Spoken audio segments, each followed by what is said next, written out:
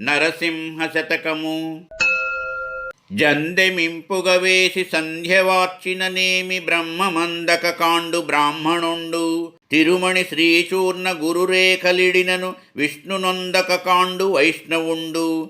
బూదిని నుదుటను బూసికొనిననేమి శంభునొందక కాండు శైవజనుండు. కాషాయ వస్త్రాలు గట్టి కప్పిననేమి ఆశపోవక కాండు యతివరుండు. ఎట్టి లౌకిక వేషాలు గట్టుకొనిన గురునింజందక సన్ముక్తి దొరకన్బోదు.